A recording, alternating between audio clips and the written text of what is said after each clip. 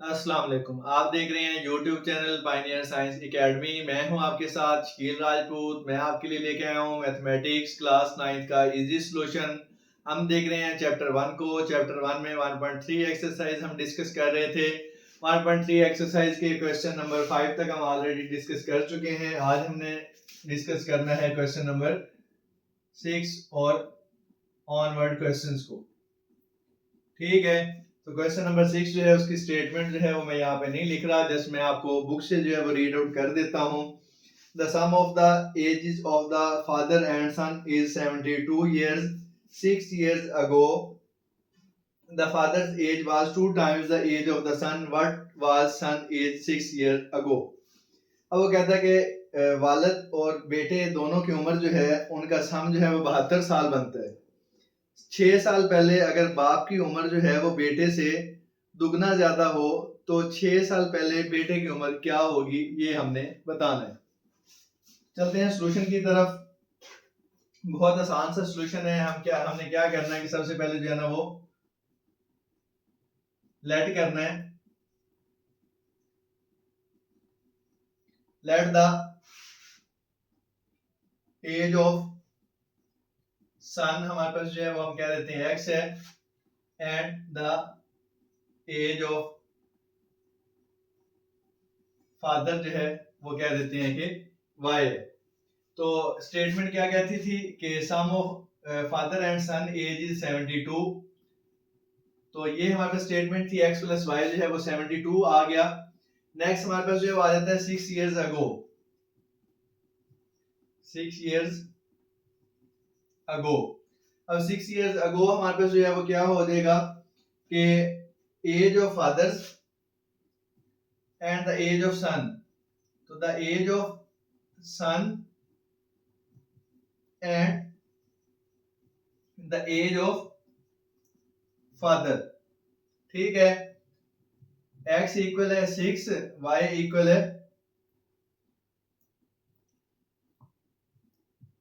6 के। ठीक है, अच्छा अब यहाँ पे देखें कि 6 साल पहले जो है ना वो बेटे की उम्र जो है वो जो x उम्र होगी उसमें से 6 निकाल देंगे तो 6 साल पहले बन जाएगा। y माइनस 6 y जो है वो बाप की उम्र है, इसमें से 6 निकाल देंगे तो वो y बन जाएगा। आपके पास एज ऑफ फादर बन जाएगी 6 ईयर अगो की बात। अब नेक्स्ट हमारे पास जो है वो आ जाता है according to statement. According to statement लिख लें, अकॉर्डिंग टू गिवन स्टेटमेंट लिख लें, गिवन स्टेटमेंट लिख लें। तो ये आप अपनी तरफ से जो है वो वर्डिंग लिख सकते हैं, इससे कोई खास फर्क नहीं पड़ता। ठीक है, तो 2 इंटू एक्स माइनस 6 हमारे पास जो है वो y माइनस 6 के हो जाएगा। ठीक है, अब यहां से देखें तो हमारे पास जो है 2x से मल्टीप्लाई होगा तो ये 2x हो जाएगा, माइनस 12 इक्वल है y माइनस 6 के। तो यहां से हमारे पास आ जाएगा 2x, ये y इधर प्लस का इधर आके माइनस का, ये माइनस 6, ये माइनस का 12 तो इधर जाके प्लस का 12 हो जाएगा। तो 2x माइनस वाई मेरे पास जो है वो 6 आ जाएगा और ये मेरे पास जो है वो दूसरी इक्वेशन बन जाएगी। ठीक है, अब यहां से आपने क्या करना है कि आप यहां से y की वैल्यू निकाल लें और y की वैल्यू जो है वो इस इक्वेशन में पुट कर दें। तो यहां से अगर मैं y की वैल्यू निकालूं तो मेरे पास क्या आ जाएगी 2x माइनस वाई इक्वल है 6 के। तो यहां से आ जाएगा 2x माइनस 6 इक्वल है y के।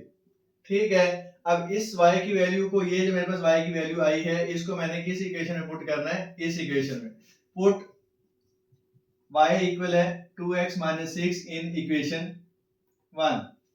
तो इस वाली इक्वेशन में पुट करते हैं तो x मेरे पास जो है एज इट इज आ जाएगा, y की जगह पे आ जाएगा 2x माइनस 6 इक्वल है 72 के। ठीक है, ये आपके पास आ जाएगा x प्लस 2x इक्वल है 72 प्लस 6 के। 3x आपके पास जो है वो इक्वल आ जाएगा किसके, 78 के। अब आपको x की वैल्यू चाहिए तो दोनों साइडों पे आप जो है वो 3 पे डिवाइड करेंगे, ये इसके साथ डिवाइड हो जाएगा। x आपको 78 जो है 78 को आपने डिवाइड करना है 3 के ऊपर। तो 78 को 3 पे डिवाइड कर देते हैं तो हमारे पास आंसर जो है वो क्या आ जाएगा 26 के। समझ आ रही है। अब यहाँ पे हमारे पास जो है वो 26x आ गया, लेकिन हमने तो ये जो लिया है ये तो वो है जिसमें बाप और बेटे की उम्र जो है उनका सम जो है 72 था। हमने 6 ईयर अगो में आना है तो 6 ईयर अगो हमारे पास क्या है, ये है द एज ऑफ सन। अगर हमें वो एज ऑफ फादर क्या था तो हम इसमें चले जाते, उसने हमें एज ऑफ सन कहा है। तो 6 ईयर्स अगो हमारे पास द एज ऑफ सन जो है वो क्या आ जाएगा, x माइनस 6 है। तो यहाँ पे मेरे पास x माइनस 6 जो है, x में मैंने कितना निकाला है 26 माइनस 6, तो यहाँ से मेरे पास जो है 20 ईयर्स जो है वो एज ऑफ सन आ जाएगी। यही चीज उसने हमसे पूछी थी। उम्मीद करता हूँ कि क्वेश्चन नंबर 5 जो है वो आपको समझ आ गया होगा। नेक्स्ट हम चलते हैं क्वेश्चन नंबर 6 की तरफ। नेक्स्ट हमने देखना है क्वेश्चन नंबर 7 को। क्वेश्चन नंबर 7 है, Mirha bought a toy for rest 1500 and sold for rest 1520, what was her profit in percentage. Mirha ने जो है ना वो एक टॉय लिया है, कितने का, 1500 रुपए का, और सेल उसने किया है 1520 रुपए का। इन जनरल तो हमें नजर आ ही रहा है कि प्रॉफिट उसका जो है वो 20 रुपए ही है, लेकिन वो कहता है कि प्रॉफिट आपने जो है ना वो परसेंटेज में बताना है कि परसेंटेज में प्रॉफिट जो है वो कितना है। ठीक है, बहुत आसान सा सॉल्यूशन है कि सबसे पहले हम लिखते हैं कि कॉस्ट प्राइस क्या है,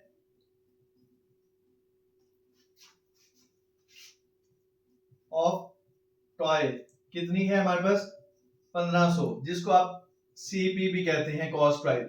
नेक्स्ट आपके पास एसपी सेलिंग प्राइस,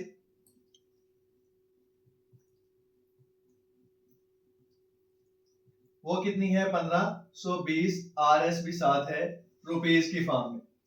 और हमें रिक्वायर्ड क्या है, इसको आप लिख सकते हैं कि आपके पास गिवन डाटा है, और यहाँ पे आपके पास जो है वो रिक्वायर्ड डाटा है। ठीक है, अब रिक्वायर्ड डाटा में आपके पास क्या है कि आपने प्रॉफिट इन परसेंटेज ये बताना है। ठीक है, अब आपके पास जो प्रॉफिट है इन जनरल उसका फार्मूला जो है वो तो ये होता है, प्रॉफिट हमारे पास इक्वल होता है selling price minus cost price के। ठीक है, तो आप 1520 माइनस 1500 आरएस जो है वो करेंगे, तो आपके पास 20 जो है वो आरएस जो है वो क्या आ जाएगा, प्रॉफिट आ जाएगा। लेकिन आपको चाहिए प्रॉफिट परसेंटेज के अंदर, तो आप यहाँ पे लिखेंगे प्रॉफिट इन परसेंटेज। अब प्रॉफिट इन परसेंटेज आपके पास क्या होगा, तो वो आपके पास होगा फार्मूला जो है profit over cost price multiply 100, और साथ आपके पास जो है वो परसेंटेज का साइन आ जाएगा। अब प्रॉफिट आपके पास जो है वो है 20, कॉस्ट प्राइस आपकी कितनी थी 1500, मल्टीप्लाई 100, साथ हमारे पास जो है वो परसेंटेज का साइन आ जाएगा। ठीक है, अब ये देखें, ये वाले 2 जीरो आपके इस 2 जीरो के साथ कैंसिल हो गए, पीछे आपके पास क्या रह गया है, प्रॉफिट परसेंटेज के अंदर है आपके पास 20/15, और साथ हमारे पास साइन है किसका, परसेंटेज का। तो 20/15 हम कर लेते हैं, 20 तकसीम 15,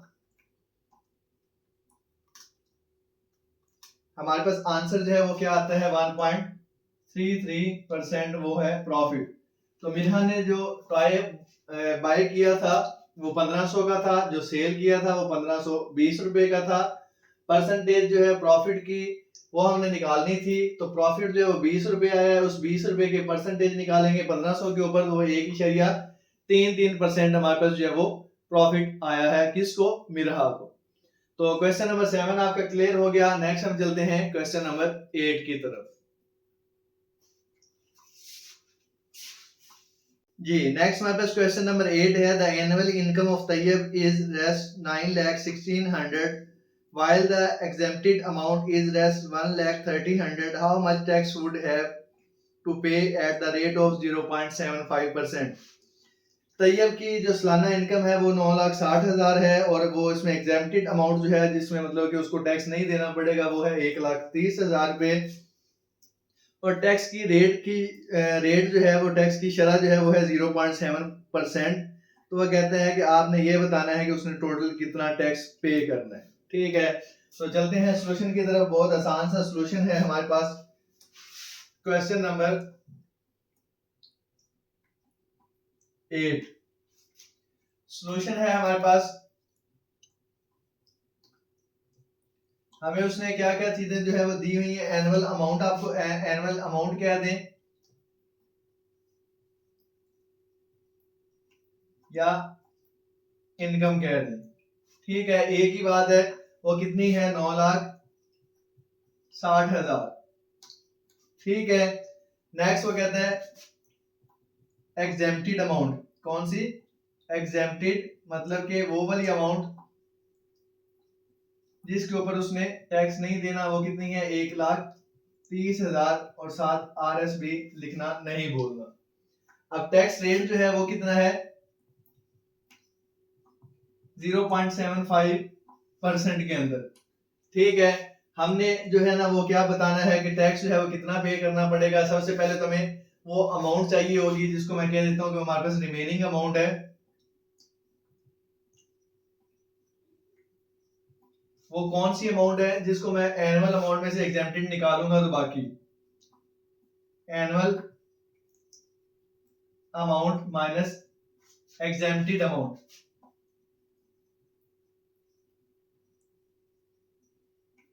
ठीक है, एनुअल अमाउंट है जी 9,60,000 माइनस 1,30,000। ठीक है, पीछे आपके पास जो है वो रह जाएगा 8,00,000 और 30,000 RS।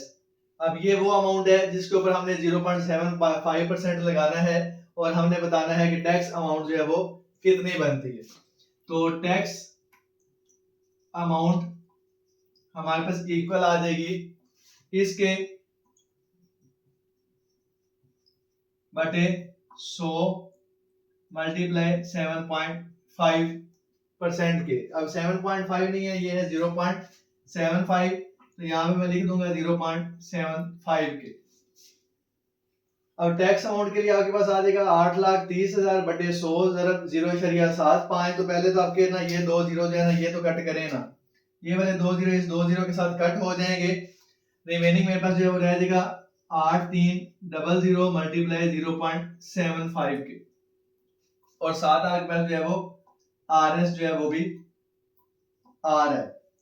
अब 8300 जरब आपने 0.75 करना है, आपके पास 6,225 रुपए जो है 6,225 RS जो है वो क्या आ जाएगा, टैक्स अमाउंट आ जाएगा।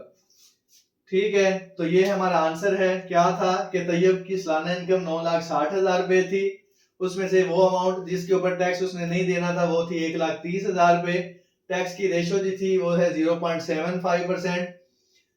हमने क्या करना था कि जो रिमेनिंग अमाउंट है उसके ऊपर हमने टैक्स बताना था। तो रिमेनिंग अमाउंट हमारे पास जो है वो आ जाएगी एनुअल माइनस एग्जेम्प्टेड। एनुअल 9,60,000 थी, एग्जेम्प्टेड 1,30,000 है। 9,60,000 में से 1,30,000 निकालेंगे तो पीछे 8,30,000 बच जाएगा। 8,30,000 बटे 100 जरा 0.75 करेंगे 75, तो हमारे पास टैक्स अमाउंट आ जाएगी। ये 20 इस 20 के साथ कट देंगे तो 8,300 मल्टीप्लाई 0.75 RS आ जाएगा। इन दोनों को आपस में मल्टीप्लाई करवाएंगे, मैंने कैलकुलेटर पे मल्टीप्लाई किया और कैलकुलेट करने के बाद 6,225 RS हमारे पास जो है वो टैक्स अमाउंट आ जाएगी। तो उम्मीद करता हूँ कि क्वेश्चन नंबर 8 आपको समझ आ गया होगा। नेक्स्ट हम चलते हैं क्वेश्चन नंबर 9 की तरफ। जी नेक्स्ट हमारे पास 1.3 एक्सरसाइज का लास्ट क्वेश्चन है, find the compound markup on rest 3,75,000 for 1 year at the rate of 14% compounded annually. अब वो कहता है कि आपने ना 3,75,000 पे कंपाउंड मार्कअप जो है एक साल के लिए वो बताना है और उसका रेट जो है वो है 40%। बहुत आसान सा क्वेश्चन है हमारे पास, हम इसका सॉल्यूशन जो है वो जल्दी से देख लेते हैं। क्वेश्चन नंबर 9 है और इसका सॉल्यूशन जो है वो हम देख लेते हैं। तो हम देखते हैं कि अमाउंट हमारे पास जो है वो कितनी है, 3,75,000 RS। ठीक है, टाइम कितना है, 1 ईयर का, रेट कितना है 14% का। ठीक है, तो हम देख लेते हैं मार्कअप। वो हमारे पास इक्वल आ जाएगा किसके, 14% खत्म करेंगे तो साथ हमारे पास जो है वो 100 आ जाएगा, मल्टीप्लाई 375000 और साथ हमारे पास जो है वो RS आ जाएगा। अब यहां से देखें कि आपका ये 20 इस 20 के साथ कट गया, पीछे आपके पास जो रह गया 14,3750 के साथ हमारे पास क्या है RS। इन दोनों को हमने मल्टीप्लाई करवाना है तो मल्टीप्लाई करवा देते हैं जी। 14,3750 हमारे पास जो आंसर आ जाएगा 52,500। 52,500 RS जो है वो हमारे पास मार्कअप आ जाएगा किस अमाउंट के ऊपर, 3,75,000 के ऊपर उसने सालाना 52,500 जो है वो मार्कअप देना है। तो ये क्वेश्चन नंबर 9 था आज के लेक्चर का लास्ट क्वेश्चन, 1.3 एक्सरसाइज का भी लास्ट क्वेश्चन। उम्मीद करता हूँ कि मेरी आज की वीडियो, आज का लेक्चर आपको पसंद आया होगा। अगर वीडियो आप लोगों को पसंद आई है तो वीडियो को लाइक कर दें, चैनल को सब्सक्राइब कर दें और साथ लगे हुए बेल आइकन पर जरूर क्लिक कर दें ताकि मेरी हर आने वाली वीडियो आप तक बर वक्त पहुंच सके। मिलते हैं एक नए लेक्चर नई वीडियो के साथ, तब तक के लिए अल्लाह हाफिज।